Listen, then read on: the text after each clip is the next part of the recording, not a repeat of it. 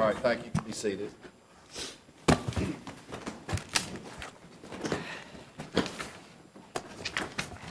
All right, let's hear from the appellant.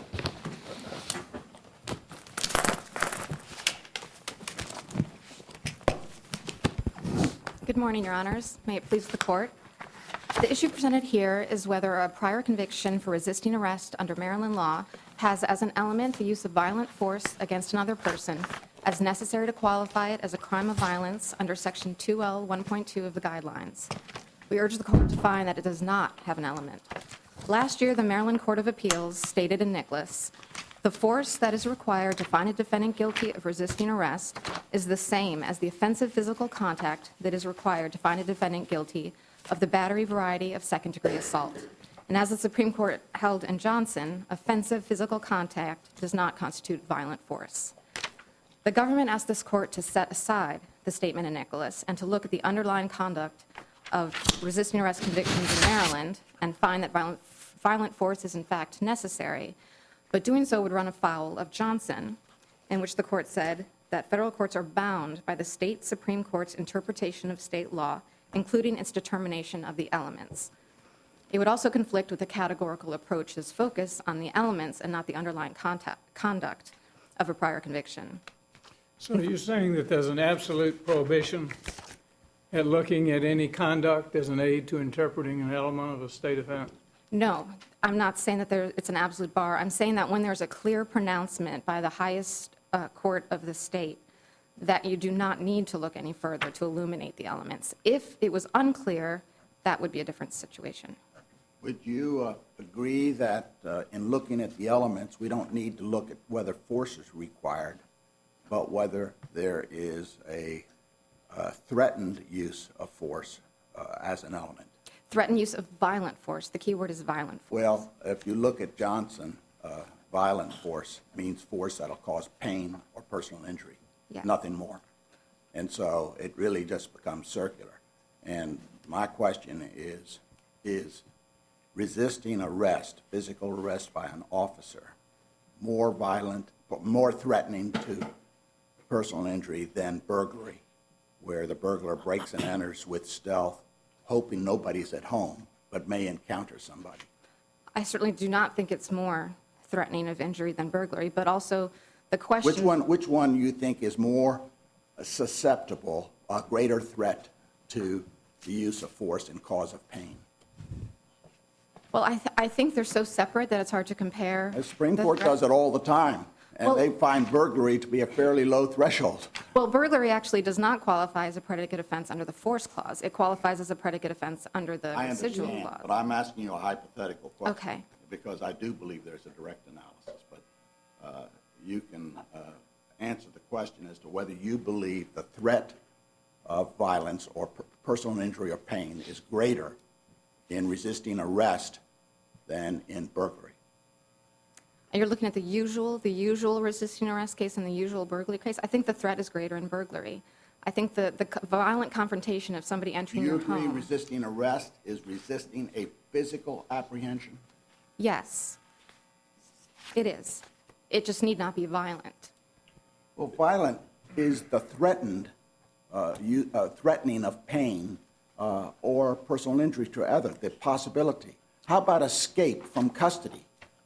Is that a threat? Is that a greater risk to violence than resisting arrest? I believe it is. And under the residual clause, I do think that escape is a different offense. And if we were looking at this under the residual clause, I think it is a that different offense, inquiry... but isn't the analysis to determine what the risk of violence is, as defined in Johnson? And Johnson says violence means the threat to cause pain or personal injury to another. The question here is not, though, if there's a risk of physical injury. The question is there an element of violent force? No, it doesn't say that. It says an element of threatened violent force. Yeah. It's a lot different. The use or threat of violent force. And I do not believe that resisting arrest has an element of either threatened or... What do you think the word resist means when there's a physical arrest being made? A physical putting in custody, and somebody resists that. Can I give an example? I just want to know, what do you think, doesn't resist have to be physical? It does not have to be physical, but actually under Maryland law, it has to be forceful. Now, forceful could be, in one example that was cited in the briefs, it could be pulling your arms into your chest to prevent the officer from handcuffing you. In Purnell, which the Court of Appeals decided in 2003, the resistance consisted of a man who was on the ground who had to be pulled out from under a truck that he was hiding by officers trying to arrest him. And the resistance consisted of him pushing up off the ground while the officers were trying to arrest him. And they said the resistance consisted of him pushing up, which caused the officers to have to push him back down to get his arms behind his back. But you're trying, in sort of making sense of the Supreme Court decisions here, there are two sets of cases. One is the Taylor and Descamps case, and that addresses the question of when should a categorical approach be applied, correct? Yes. And then the other set of cases is Duenas-Alvarez and James, and that addresses a very different set of questions, a very different sort of question, and that is how would the categorical approach be applied? So you've got one set of cases addressing when it applies, and then you've got another pair of cases addressing how you would apply the categorical approach. And doesn't Duenas-Alvarez make very clear that there has to be a realistic probability that the state would apply its statute outside the generic or the common understanding of a crime? And then James goes farther and it says we have to look at the ordinary case. You can't just take an outlier or a hypothetical or something on the periphery. It says you've got to go to the center of gravity in this whole thing and looking how it's applied, and you have to look at the ordinary case. And James, it doesn't just make the point one time, it makes the point 3 different times. It said, James was arguing in that case that you can't use the categorical approach as an ACCA predicate unless all cases present such a risk. And then the court rejects that and says, no, you don't have to prove that all cases present the risk. And then it goes again to say, it goes and says, okay, we're applying Duenas-Alvarez. There has to be a realistic probability here that the state courts would apply it in this fashion. And then it starts talking about, look at the ordinary case. Look at the center of gravity under the categorical approach. Don't just, and it specifically, you cannot, it says, James, it says one can always hypothesize unusual cases in which even a prototypically violent crime might not present a genuine risk of injury. But it says you can't do that. You've got to go to the center of gravity of the offense. What does it commonly mean? What does it generally mean? How is it generally applied? It's a practical inquiry. And why wouldn't that be the governing standard here? We all agree the categorical approach is the one to apply, but it's all in Duenas-Alvarez and James is how do you apply it? How do you apply it? And you've got, the Supreme Court is saying to us, you've got to be practical, you've got to go to the center of gravity, you've got to look at the ordinary case. And they don't just say it once, they say it 3 different times. So why wouldn't that approach apply here? And why isn't the ordinary case one where violent force is directed generally, though not always, at the arresting officer? In Duenas-Alvarez, the court was looking at California attempted theft, and they were comparing it to the generic theft offense. And in that case, they were looking at the generic because they were looking at an enumerated offense in which they had to find the generic definition. The defendant in that case argued that the version of the statute that he violated was much broader than the generic version because it allowed a person to be convicted for the natural and probable consequences of his actions, which the defendant argued was broader than the generic crime. The court responded that if you were trying to make the argument. So is your view that that Duenas Alvarez has no application? I think in his application in the context of the residual clause or enumerated offenses, as was the case in James and Duenas Alvarez, where you need to look for a generic definition. But when you're looking under the force clause, you're not looking for a generic definition. You're looking for what is actually the case. Yes, but James indicates that that the Duenas Alvarez ordinary case approach even applies to unlisted crimes. I'm not sure that they draw any distinction between residual clauses and force clauses. It says it applies to an unlisted crime, and you can find out with the force clause or with the residual clause. Maybe the term generic is a term of art, but you can certainly find out what the general understanding of resisting arrest is. You can certainly find out what the common law roots of it are. You can certainly find out how the term and how the crime, what the crime means in most states. There's a common core meaning. Is there any indication that James would want us to do otherwise and split an approach to the residual clause and the force clause? Well, I think that decision lies with the Sentencing Commission, which drafted 2L1.2 and specifically pointed out enumerated offenses that they believed should always qualify, and then said otherwise, or a crime that has as an element the use of force, which yes, we know but why violent. isn't the ordinary case, and in case after case after case, courts are looking at conduct, and not just our court, which has, since a number of cases, looked at conduct in an attempt to find the elements and an attempt to locate how the crime applies in the ordinary case. But the Supreme Court as well is looking at conduct to interpret the elements and to see how it's actually applied. You know, actually, not some big theoretical discussion. Now, why would we vary that approach here? There's no indication that we should. The conduct that is looked at is, in the context of the residual clause, you're looking at an offense that has conduct that involves a serious potential risk of physical injury to another. The word conduct is in the definition of the residual clause. Enumerated offenses, Taylor said and Shepard said, that in order to have uniformity, you need to find the generic offense to see if it is the type of offense that Congress meant to define, or the Sentencing Commission meant to define. Counsel, may I ask you a question? Yes. Oh, right over here. Oh, there you are. Yes, Judge Gregory. A police officer is one of the few people in our society that can actually put their hands on you. I mean, as judges, we can't do that. We can't arrest anyone. That's a special police power. And normally, police officers are armed with weapons, firearms, sometimes baton, mace, badges of authority.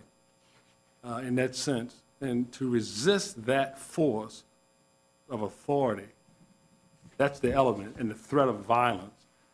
Back to Judge Wilkinson's question, I think, is tell me why it is not the core of the crime, a situation where a person is resisting that force, someone who's armed with all the badge of authority and those implements of authority, resisting, that is not a threat, that there will be violence.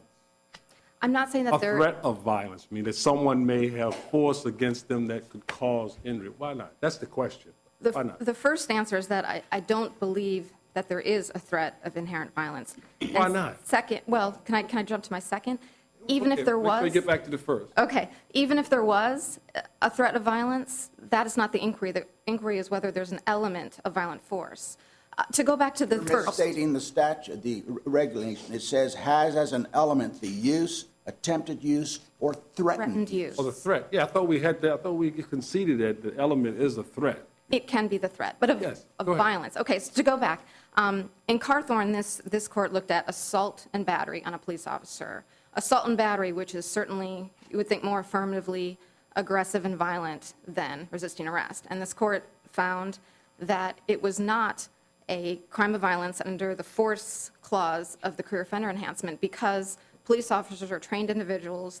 They were described as not being powder kegs so that they were they were able to diffuse the situation, it didn't automatically But mean. Cawthorn looked at a number of cases, did it not, in terms of the application? I mean, I think Cawthorn did it exactly right. They looked at several cases and said, wait a minute, here's a case where there was considerably less than violent force involved. Actually, Cawthorn did it right, but not because it looked at underlying conduct, because it cited a Virginia Supreme Court case which said battery is completed by any intentional touching. And it took that element at its base. Any intentional touching was enough. And because of that, it was not a crime of violence. They didn't actually do a survey of all of Virginia assault and battery on a police officer. No, but there were other cases that were looked at which showed that it was applied outside the generic understanding to nonviolent conduct.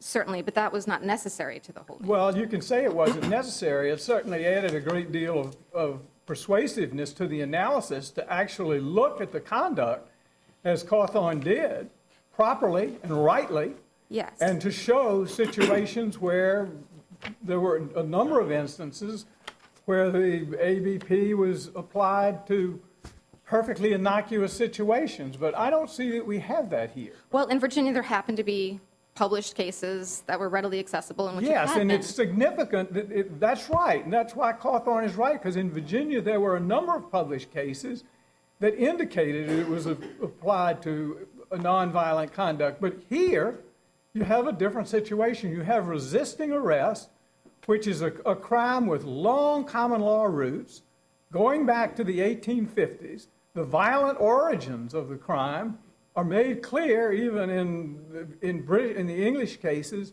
in the 1850s. Those common law roots were carried forward in American law, in American common law, which were eventually embodied by statute. And the model penal code reflects this understanding of this particular offense, resisting arrest, as being the whole purpose of it being simply to protect police officers from serious personal injury and harm. That's the definition of it. It's not supposed to metastasize to all kinds of nonviolent things. It was put in for a particular purpose to distinguish it from lesser things like flight and obstruction and everything. It has one discrete object. Well, the common law roots of resisting arrest are actually not in the context of assault and battery on a police officer. The origins were that it was in the body of offenses that were hindering, obstructing a law enforcement officer. What could have been something completely inactive. It could have been just telling the officer that the person ran this way when they ran that way. That would be hindering a law enforcement officer. It's in the same family of offenses. And in Nicholas, this court said, the Maryland Court of Appeals said that mere flight was not enough. Some force was necessary. The same court said only minimal force is necessary. It was distinguished from the hindering cases only because mere flight was not enough. Why isn't, you refuse to recognize that potential injury and potential pain inherent in an element satisfies the category. And for instance, I gather under your proposition, fleeing an officer in an attempt to avoid arrest in an automobile is not a violent crime. That would be a violent crime under. Why? Because that has a greater fleeing in a vehicle based on sights. Fleeing an officer, fleeing an officer in a vehicle. Mm-hmm.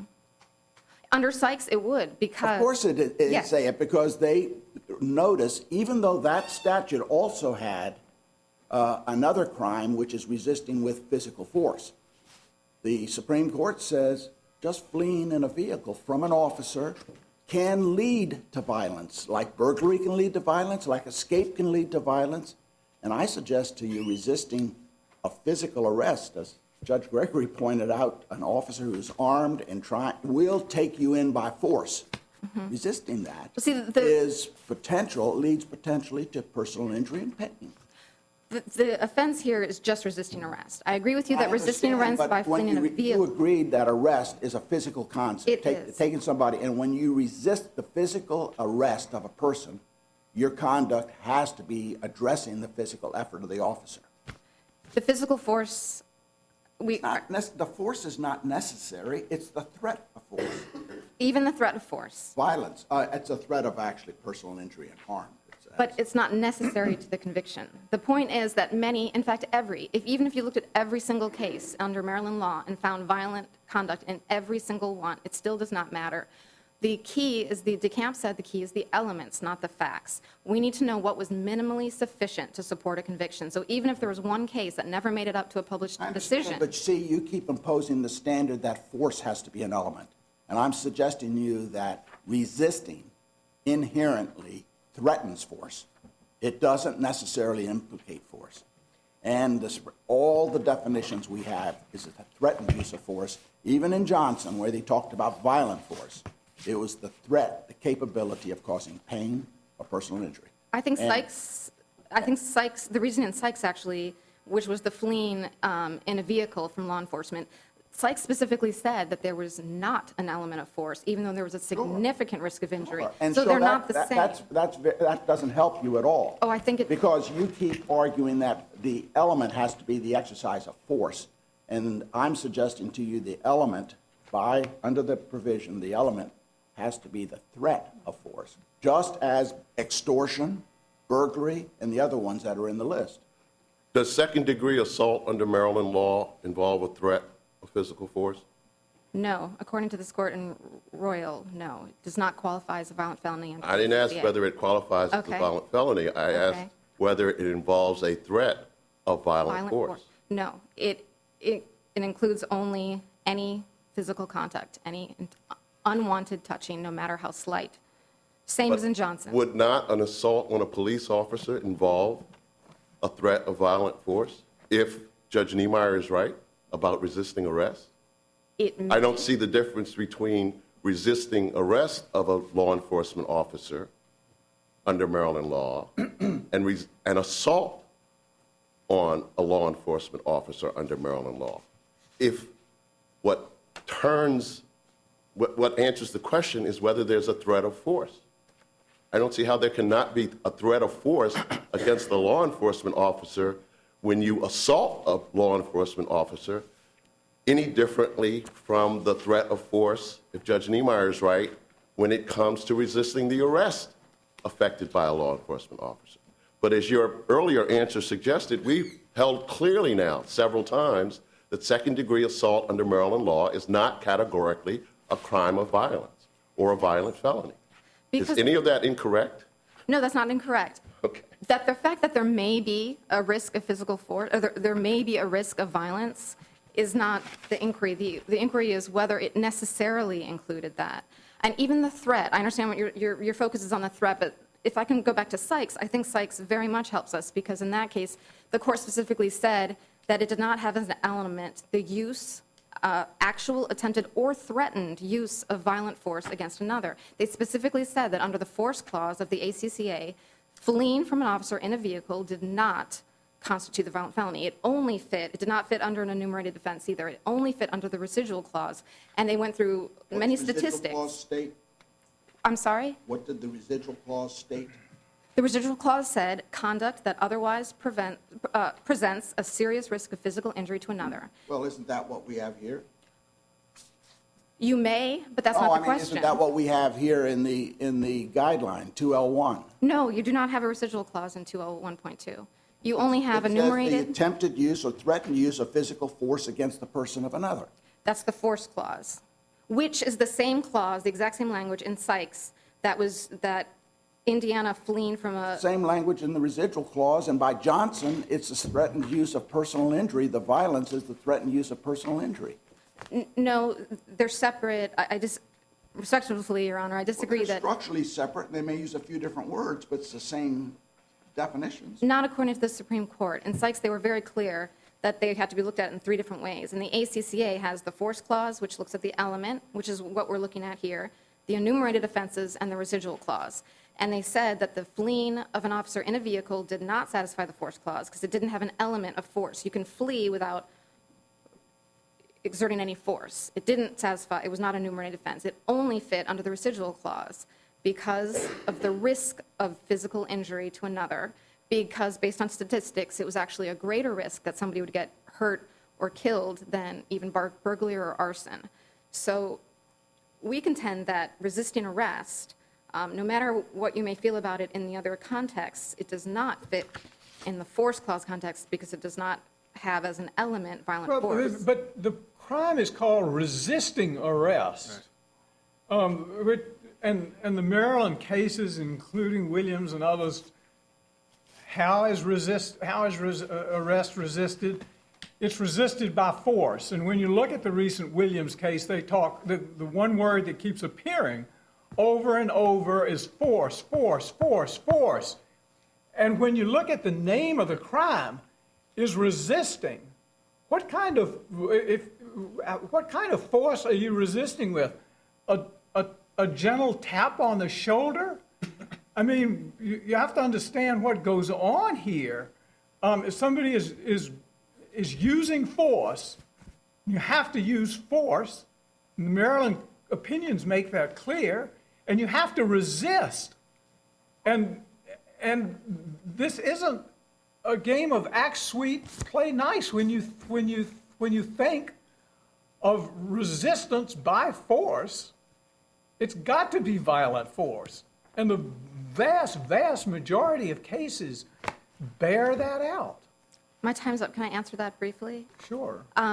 The title of the offense, I mean, assault and battery on a police officer also has a title which invokes, images of violence. But No, that's you have to put it together. in context. And in the context here, resisting arrest, just like Johnson, the battery also is another, violent sounding offense. But Johnson was concerned with little slight touchings and not having those count as crimes of violence. This is many miles away from that. it's actually, we propose that it's not many miles away because the any intentional touching, as in several of the cases that are cited in the briefs, clinging onto something, pulling your arms into yourself, or even pushing, struggling to get away from an officer is resisting. It's clear that there has to be a use of force, and it's clear that the force is used as an act of resistance.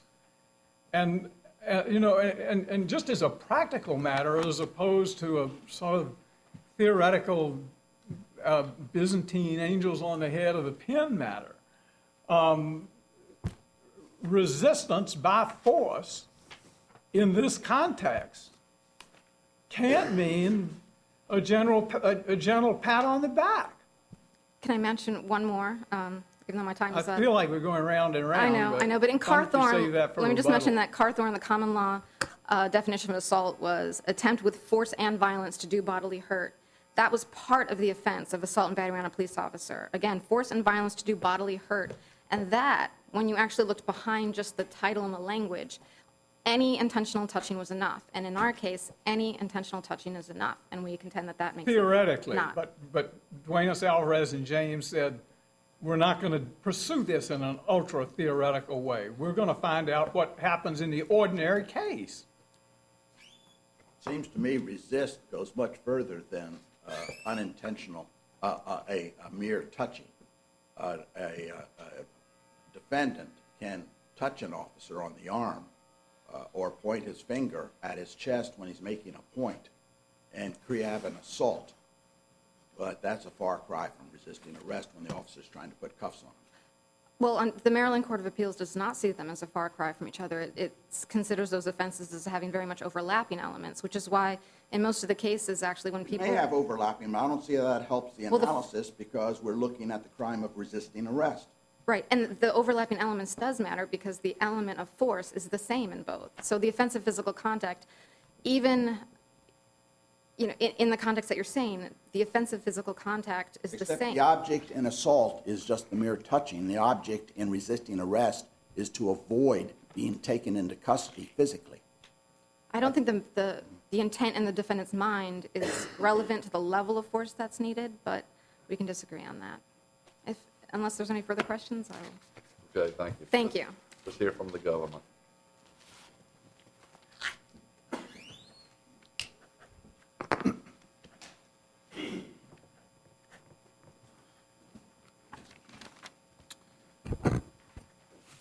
Good morning, Your Honor. May it please the Court. In 2012, the Maryland Court of Special Appeals took great pains to narrow the boundaries of Maryland's resisting arrest offense. And one of the really key phrases in the Rich opinion, which this Court is well aware of, is that were the resisting arrest offense to be broad and allow in all sorts of contact between defendants and the police officers who are attempting to apprehend them, that could lead to grave abuse of that statute. And it was the Rich Court's firm attempt to narrow the parameters of resisting arrest in order to prevent just that kind of grave abuse. In addition, the Rich Court was attempting to bring Maryland's resisting arrest statute in line with not only the model penal code, but also the resisting arrest statutes on the books in many other states, in fact, the large majority of states. And the fair reading of the Rich Court is that in that effort to bring the Maryland resisting arrest statute in line, necessarily the resisting arrest statute as characterized by the Rich Court requires the use of violent force against the person of another, whether that be a police officer or, in the unusual circumstance, a bystander who's attempting to assist law enforcement. Well, didn't Rich acknowledge, though, on page 1077, in discussing the Nicholas case, that there were circumstances where the force required for resisting arrest would be even less than second-degree assault in Maryland, but said we are not required to comment on that here.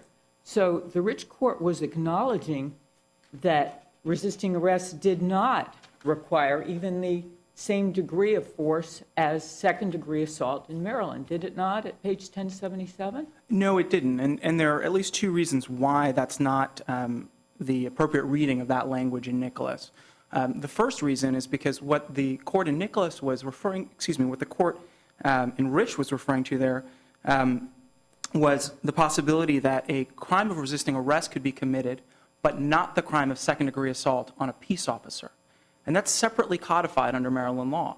And in order to violate that crime of second-degree assault on a peace officer, a jury must find that, quote, a person must have intentionally caused physical injury to another if the person knows or has reason to know that the other is a law enforcement officer engaged in the performance of his official duties. And so it's quite possible that one could use violent force or the threat of violent force against a peace officer, but not both intentionally, the mens rea is important here, Judge Keenan, and also cause physical injury. No, I think that's a good point you're making, and I didn't appreciate that distinction. But let's turn then to Nicholas, and the fact that Nicholas plainly doesn't address the assault on a police officer, but talks about the battery variety of second-degree assault, and says that the force that's required to find a defendant guilty of resisting arrest is the same as the offense of physical contact that is required to find a defendant guilty of the battery variety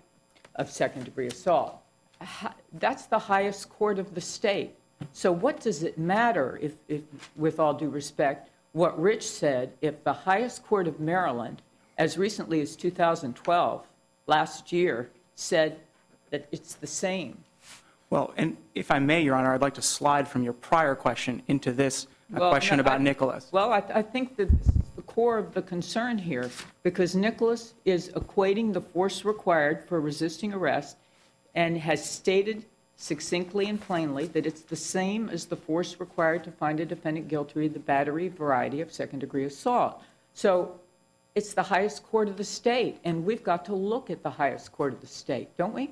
Absolutely, Your Honor. And my point in terms of moving back to your prior question was just to say that it's opposing counsel's contention that second-degree assault's force requirement, the quantum of force required to commit Maryland second-degree assault, is equal to and identical to the force requirement under resisting arrest, which, of course, I disagree with. But either way, whether this court were to adopt the defense counsel's position or my position, surely the force cannot be any less than the force required to commit Maryland second-degree assault. But I'm talking about the language in Nicholas, excuse me.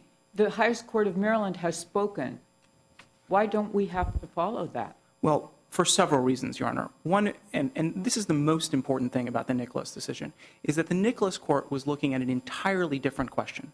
What the Nicholas court was looking at was the possibility that an individual, in the course of a episode of resisting arrest by one or more officers, might not only be charged with resisting arrest and convicted of that offense, which, by the way, carries a maximum penalty of 3 years, but also be charged with potentially multiple offenses of second-degree assault arising from exactly the same conduct.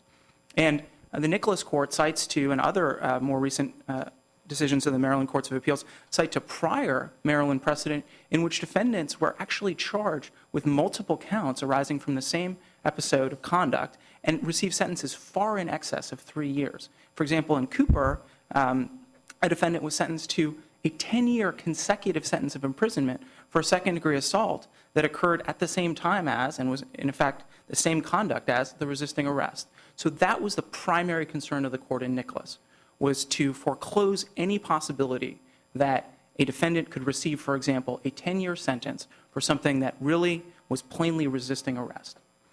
Could I ask, what would you consider give me an example of what you think would be the least or the most innocent conduct that would be criminalized by the statute? Sure. And so I think the best way to answer that is to look at what the court in Rich, the language that the Rich court quotes from the Model Penal Code. And what the Model Penal Code says is that the effect of this language is to exempt from criminal liability nonviolent refusal to submit to arrest and such minor forms of resistance as running from a policeman or trying to shake free from his grasp. And so what we're talking about here is any conduct, any resistance conduct that exceeds fleeing. Clearly fleeing doesn't meet resistance, but also must exceed minor physical contact, including trying to shake free from an officer's grasp. So if you're just trying to shake free or you're fleeing, that doesn't meet the standard. It has to be more than that. That's not violent force. That would, I mean, there has to be some force exercised as a matter of resistance. And the Supreme Court is saying this is supposed to be a practical inquiry. When you look at the ordinary cases and what's really going on for a long span of years, for decades, you get situations like there's fighting and pushing and hitting. None of these are nominal exercises of force. None of these are taps or having your hands folded or just trying to wriggle free.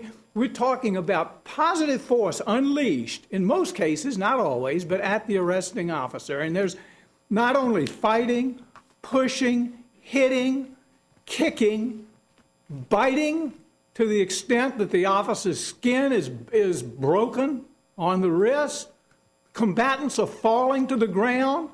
The arrestee is swinging handcuffs at the officer's face. Another arrestee is wielding a straight-edged razor against the officer. Another is slashing the officer with a knife. Another, in this case, the predicate offense in this case was this, but we don't examine that under the categorical approach. But there are other published cases where defendants are driving vehicles in an attempt to run over an arresting officer, punching repeatedly in the head, stabbing with a ballpoint pen, kicking in the groin, stomach, and chest, sticking with a pen at the back of the officer's badge. One case after another, where we're not talking about mere flight, and we're not talking about passive resistance, we're talking about the active use of very injurious and harmful force. And the Supreme Court says this is a practical inquiry, this is a realistic inquiry, and if courts across the land are going to treat this litany of violence against police officers with indifference, we risk undermining, I think, the respect that ought to go with an officer of the law. Policemen make mistakes, yes they do, and if they do, you sue them for application of excessive force under Graham v. Connor. But there's no indication in these cases that the officers were exercising a force over and beyond their lawful authority to effect an arrest. That's exactly right, Judge Wilkinson. But here's the thing. We're not talking about the difference between a shove and a really strong shove. This goes back to Johnson. And Justice Breyer in Johnson is contrasting violent force, which, by the way, is not a totemic word. He also uses the phrases strong physical force, force capable of causing pain or physical injury to another. We're contrasting that kind of force with the most minor, most incidental, unwanted touching. And that's the key here, is that nobody would conceive of the fact that a Maryland conviction for resisting arrest could stand based on an individual walking up to a police officer and tapping them on the shoulder. How do we know that? When you look beyond the elements and you look at cases, isn't that universe skewed? Because aren't there thousands of people who get convicted and their cases never are in published opinions or go up on appeal? Well, Judge Shedd, I of course can only... I'm just asking. Isn't there? I'm just saying for purposes of applying an analysis. Isn't that universe skewed? Well, Judge Shedd, I can of course only engage with the precedent that's available to me to... Well, that's my point. Well, but that's my point. Do you think by looking at precedent available, I'm just asking this question, that necessarily includes every type of case that stands as conviction under those elements? any defendant, Your Honor, who steps into any Maryland trial court and is charged with the offense of resisting arrest has at his or her disposal the rich opinion. And so to the extent... Yeah, but I don't know, maybe Maryland's different than every other jurisdiction in the universe that I know of. But don't people plea bargain? And don't people agree to plead guilty to something? Some jurisdictions don't even require a recital of the facts that the defendant has to agree to. I'm just not sure what the practice is in Maryland. But the person did something, but they don't want that felony on their record, so their lawyer and the prosecutor agree to what they'll be charged with and what the sentence will be. And so they may well stand. I'm just saying, isn't that a flaw in the system if we're going to look at how people stand convicted of crimes? Well, Judge Shedd, the unfortunate truth is that there are defendants, and especially in misdemeanor dispositions... Or do you suggest is what I described in the plea bargain, that doesn't exist? No, it happens every day, and it happens hundreds of times a day in Maryland. But, you know, it's possible, it's unfortunately possible that a defendant could plead guilty to an offense despite the fact that his conduct doesn't meet those elements because he's unrepresented by counsel or because his counsel does a poor job for him. Maybe his counsel does a great job for him. Maybe his counsel does a great job for him because it was going to be assault with a deadly weapon on a police officer, and he stands convicted of resisting arrest.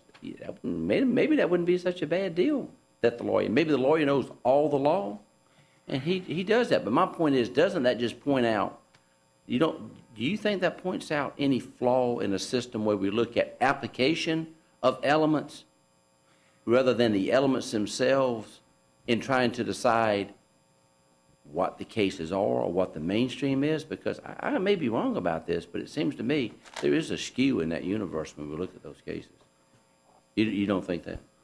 Judge Shedd, I think we'd be standing on very different ground if we were in a circumstance in which there were 50 opinions from the Maryland Courts of Appeals over the last... I'm just asking about the skew in the universe. If you just look at reported opinions, isn't that a skew? All of our cases, every crime in the Fourth Circuit that somebody's convicted of, that crime doesn't come to us. And if it comes to us, we don't have published opinions. That's precedent. I'm just wondering. It seems to me there's just a skew. And that's not your fault, and it's not the fault of anybody else. Isn't that why we use the notion of a generic crime? And the Supreme Court has suggested that we're trying to find a uniform national crime. And looking at the model penal code is just such an effort, as you recited, and would be a good place to find out what the elements of resisting arrest are.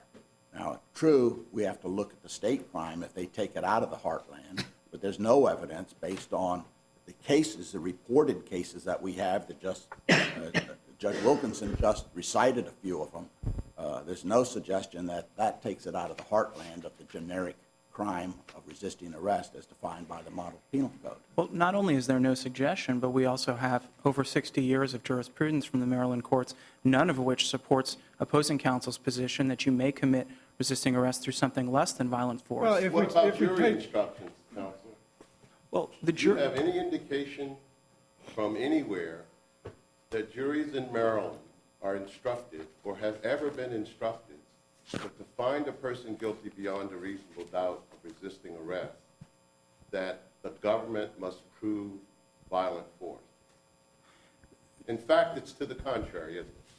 Well, If you look, Rich itself, Judge Raker's opinion in Rich itself identifies the Maryland jury instructions applicable to resisting arrest, and nowhere in those instructions, which, as I'm sure you know, Judge Raker, as the chair of the Maryland Pattern Jury Instruction Committee, full well knows what's in those jury instructions. And more recently, Williams in the Court of Appeals affirming the Court of Special Appeals in Williams, each of those courts highlighted the jury instructions that are given to Maryland juries for resisting arrest.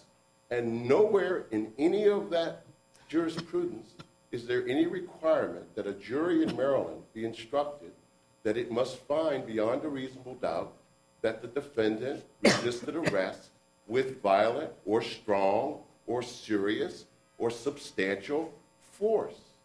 and Nor does the term violent force appear anywhere in the Rich opinion, although the word force appears about 23 times, right? well, the Rich What opinion. have I said that's incorrect? Surely there must be something. You mean today? It's limited to the last 90 seconds. Well, Judge Davis, I know I'm sledding uphill here, but the Rich Court, of course, it referred to the forceful and violent character of the conduct undergirding the resisting arrest charge. But let's get back to this jury instruction issue because it's an important one. What is it? Did you say it was wrong? Was anything wrong with what I said? Ho. Judge Davis. Does Rich use the word violent? That's what you just said. Rich uses the word violent when discussing the resisting arrest charge. The specific locution is forceful and violent character of the conduct undergirding the resisting arrest charge. But it doesn't say violent force. The word violent does not appear directly next to the word force. But with respect to the jury instruction issue, Judge Davis, you're correct in characterizing the Maryland resisting arrest jury instructions. But we're in a context here where the federal courts, including this court, are always in the position of overlaying a federal definition over a state court construction of a crime or a state codification of a crime. But we don't get to change or ignore elements. No, but you get to Suggesting that. no, but you get to interpret elements in the context of a federal Well, definition. the camp says we have to look at the elements only. We look at the elements. And then the instructions, when I tried cases, that's what the instructions were with respect to the elements of the offense. And you say that what Judge Davis says is correct on the elements of the Maryland offense. DeCamp doesn't change the landscape with respect to prior Supreme Court opinions that flesh out how and when this court may look to state court jurisprudence to determine a state crime's elements. In fact, DeCamp specifically says nothing about overruling Johnson or any other prior opinion on that point. What DeCamp is talking about there is simply reserving the question. DeCamp reserves that question. We still don't know. But it talks about applying the categorical approach. We look at the elements of the state offense. Right, and the issue... And we apply, in this case, the categorical approach. That's your position, correct? That is my position, yes. All right. And so we look to the elements of the Maryland offense, which you say Judge Davis has recited correctly.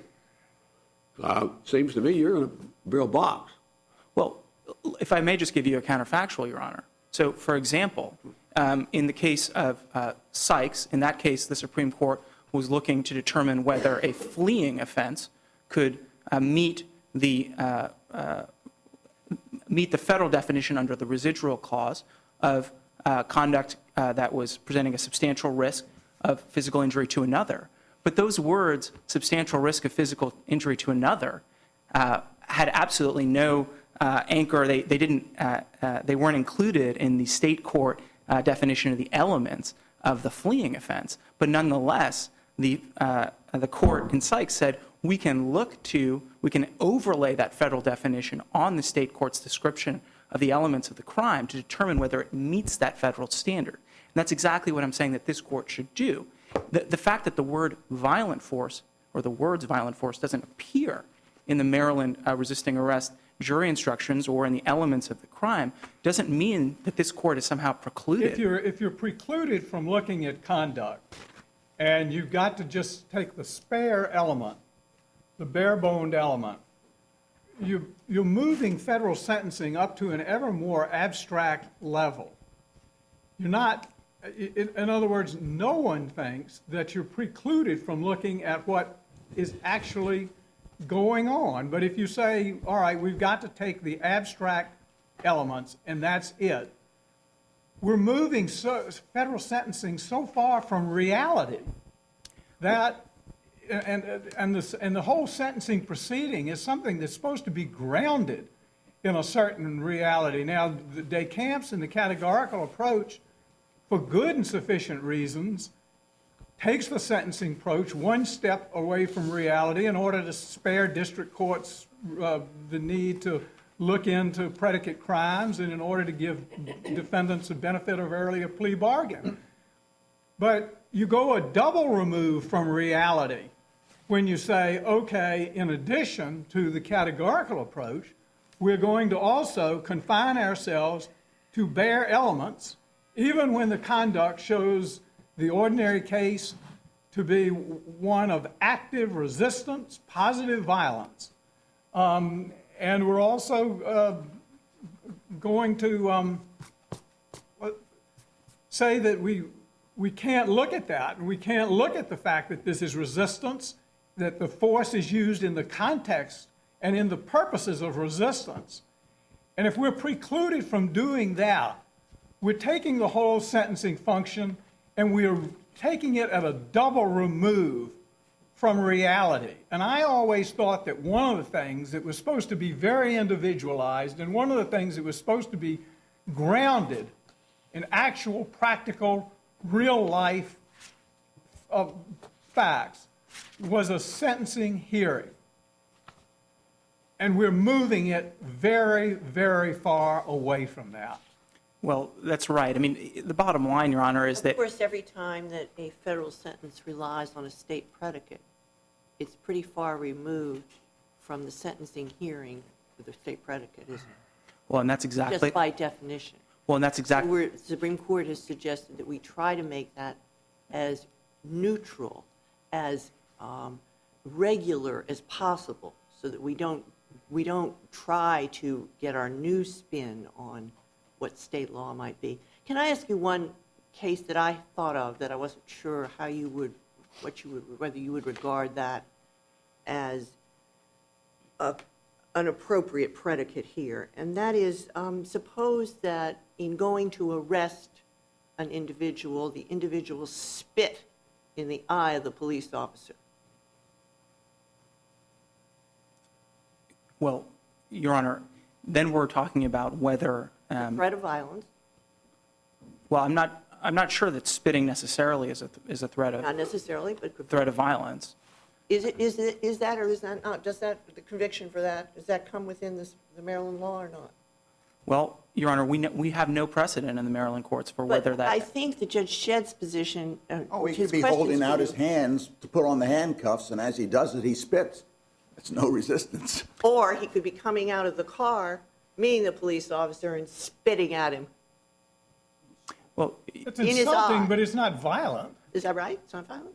well, you know, Your Honor, my recollection is that there is... Doesn't have to be. There's a variety of opinion out there, both in the federal courts and the state courts, about whether spitting constitutes force because it's an expectoration onto another individual. And a number of these cases appear in the prison context.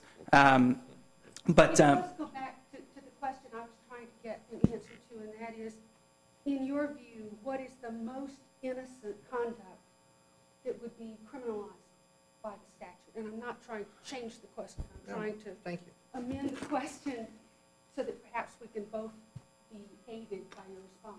The most innocent conduct that would be criminalized by the Maryland statute is pushing or shoving someone away from you in order to evade apprehension. And you come to that because there is a Maryland case holding that. Well, no, Your Honor. What No, there isn't a Maryland case holding it? there is not a Maryland case. Well, then you're making these things up. You're irritated that we're coming up with hypotheticals, but you just come up with one of your own. Well, Your Honor, I'm looking at the body of Maryland precedent on this, which... You're trying to federalize Maryland law.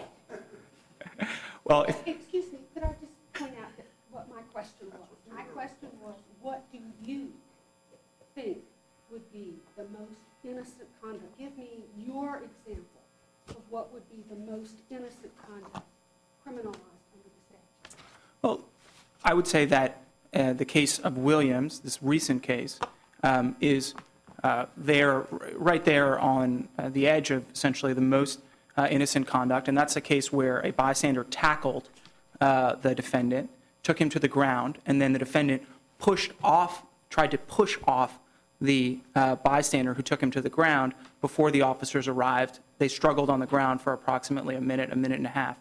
The defendant was tased and then taken into custody. Can I amend your question to ask not only what you think is, but why you think that? You're pointing to a reported case. Do you think that sets the lowest limit that Judge Duncan's talking about? Do you think that, and why do you think it? I think that based on the Rich Court's survey of not only the model penal code, but also the statutory constructions of resisting arrest in many other jurisdictions, plus their survey of all Maryland precedent. And you look at all of that collectively, the least conduct that has ever been criminalized by the Maryland courts in the form of resisting arrest is a physical struggle, a physical shoving. That's been completely unclear that what I'm asking is what in your opinion, not predicated on a case of withdrawal, I'm simply asking, in your view, hypothesize what you think would be the most innocent conduct in all. Some future case. I won't ask you again. I'm doing my best, Judge Duncan. What I would say is this, that if pulling away is not resisting arrest, then the least form of resisting arrest must be the form of an officer or in a rare case a bystander, having the defendant in his or her grasp, and then the defendant shoving, pushing, struggling to escape that grasp. But there has to be some active application of force. Yes, it has to be active. Like in fact, the court in Rich went to Webster's and I believe another dictionary to define resisting, and they said that resisting means to exert oneself to counteract or defeat. And here we're so far away. You can't just withdraw. There has to be some active application. It has to be active, absolutely. At a very minimum. Absolutely, and in fact, in Rich, the reason why the conviction was overturned was because Corporal Peterson, who was the arresting officer... What if the arrestee just goes limp? The officer says, stick out your hands, I'm going to arrest you for what you just did, and the person just drops. And he weighs about 400 pounds, so it's hurting the police officer. Why did... No. Why'd you look at me when you said that? Judge Shedd, you know, what Corporal Peterson said about Rich's conduct is he said, he said that anytime you try to handcuff somebody behind their back, usually there's a bit of a defensive motion, but he wasn't offensive. And that's what we're talking about here. We're talking about offensive conduct. If an individual goes limp, that's not resisting arrest. It might be obstruction, but it's definitely not resisting arrest. And there's never been a Maryland appellate opinion which upholds that conduct as the basis for a resisting arrest conviction. If I may just turn briefly to Duenas Alvarez and James, which was the subject of Judge Wilkinson's earlier questioning. James provides for the application of the realistic probability test to more than simply listed crimes. The crime in James was a Florida attempted burglary statute. That is not a listed crime. And I understand that the clause that was being interpreted in James was the residual clause, but I would urge this court to hold that the realistic probability test not only applies to listed crimes, it also applies to crimes that may fall under the umbrella of the residual clause and also the force clause. And that realistic probability test is important here. Was there anything in James that indicated that its application was limited to the residual clause and had no application to the force clause? Surely the James court would not have cited Duenas Alvarez in the context of a residual clause crime and cited the exact realistic probability language if that language only applied to listed crimes. So your point is, you can envision hypothetical cases, you can talk about cases on the margins, you can talk about cases on the periphery, but what you have to go at is what's the run-of-the-mill case? What's the ordinary case? What are we looking at as a general matter? And here you've got a crime with what I think are pretty clear common law origins and also a pretty clear present-day purpose, which is to confine, to protect the safety of arresting officers as a general matter, and not only to protect the safety of arresting officers, but at the same time to protect defendants by limiting it and confining it to situations where the active application of force is directed in the course of resistance against an officer. The point is, this offense, if it's properly interpreted, as the way I think Maryland courts have interpreted it, serves two purposes. It convicts where the safety of the arresting officer is put in danger, but it also helps defendants by not allowing them to be convicted for resisting arrest for just any old thing. And here, you know, we're going to broaden the basis of conviction and say, oh, it applies to this, and it can apply here, and it can apply that, and then you're undermining it. You're having it sprawl and spread far beyond what it was intended, and it's going to redound, if this is the new understanding of resisting arrest, it's going to redound to the detriment of defendants themselves.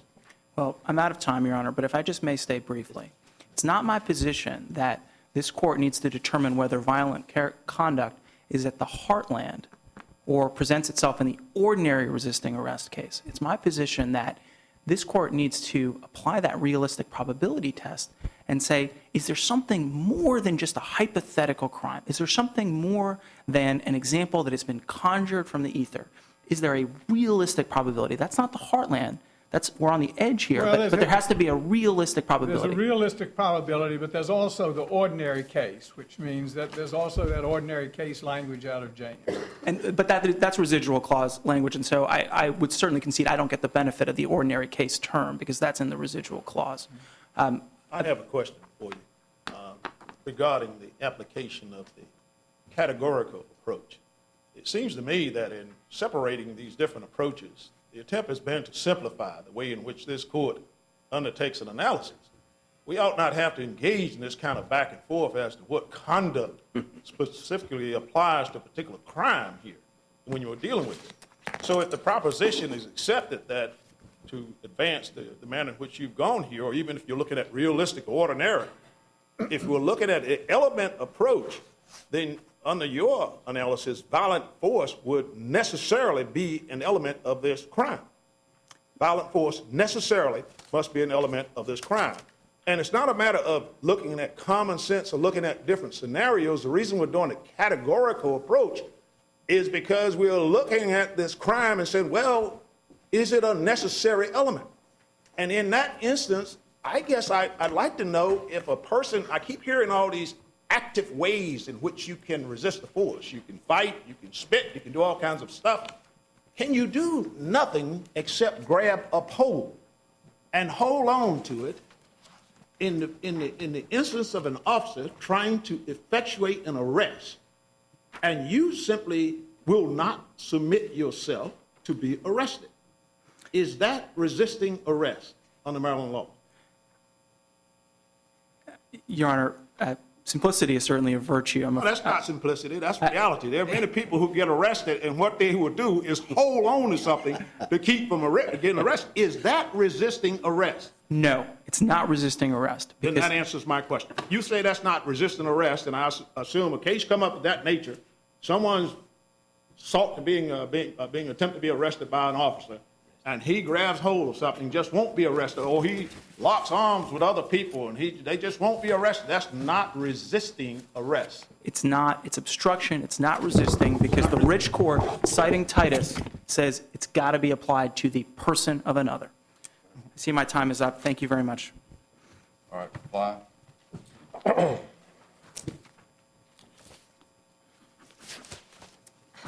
Just briefly, Your Honor.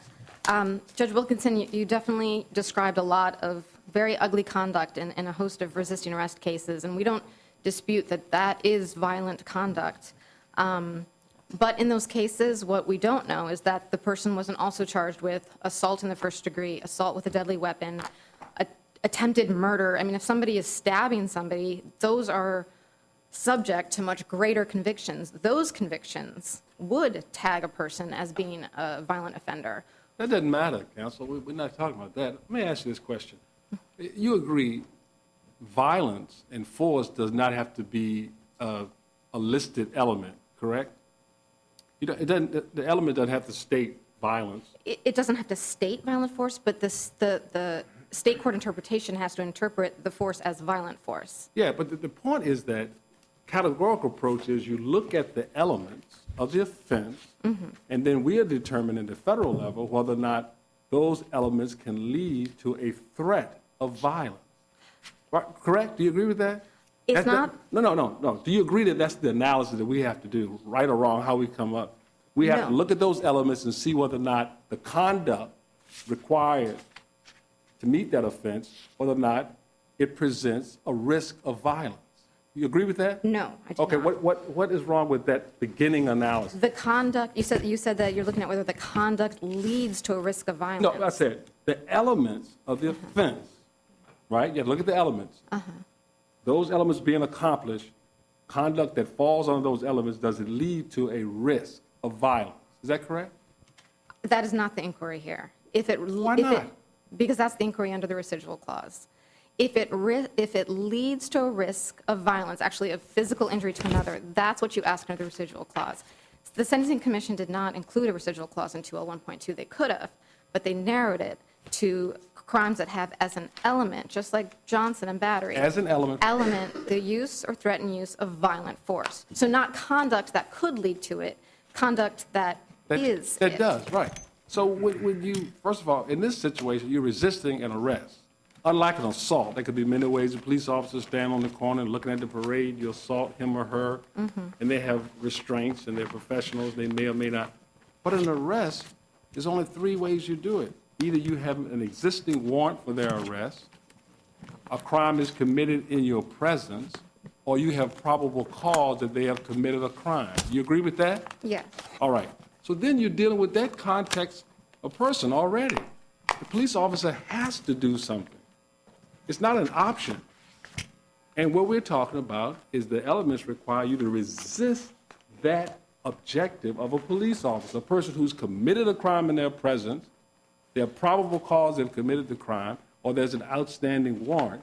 And when you use resistance to that, the question is whether or not that presents a threat of danger, of violence. I feel like the presumption, in that question, there's an inherent presumption that we're talking about the most violent criminal possible.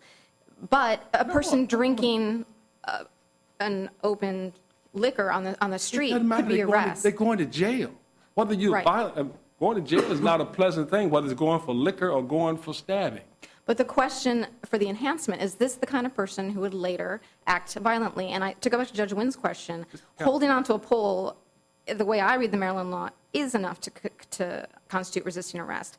And in McNeil is an example of this case, where McNeil was a man who was blasting his music, annoying everybody, and when police officers came to arrest him, he was abusive verbally and foul, and eventually he resisted, he got free, and he fled. Getting free was the use of force there. Let me get back to follow up on a point my friend Judge Shedd made about, is this a skewed universe? One question I had is, if we don't go by the published opinions, I don't know really what we have to go by. I mean, and because all of the circuit cases and Supreme Court cases have relied upon reported opinions. But furthermore, if we were to go down the road of speculating, well, what's out there that hasn't been reported, I'm not sure we would ever find anything a crime of violence under the categorical approach, because there's always the possibility out there somewhere that nonviolent crimes or nonviolent incidents have been the subject of a conviction either through the plea bargaining process or a trial that never reached appeal. I mean, I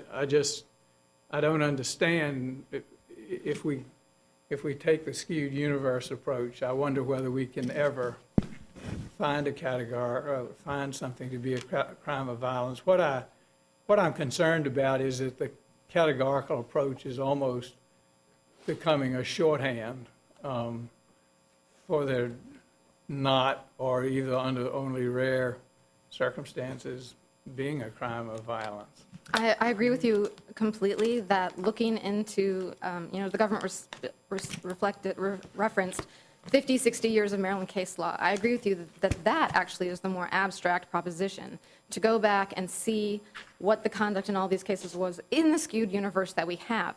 The simplest way to avoid all that is the categorical approach. And you said, what do we look at if we can't look at published cases? We look at the pronouncement of the state's highest court. The state's highest court says what the elements are.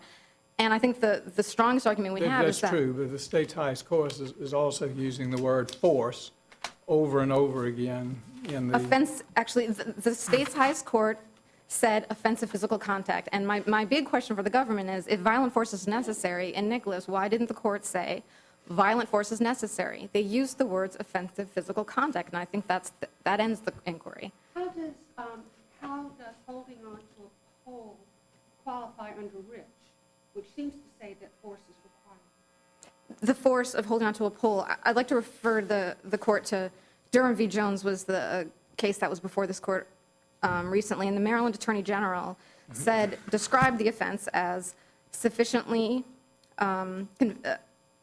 it's committed when somebody scuffles with a police officer, pulls away, struggles to get away, or goes limp. So that does go to all the examples we talked about of just trying to get away, that would be enough.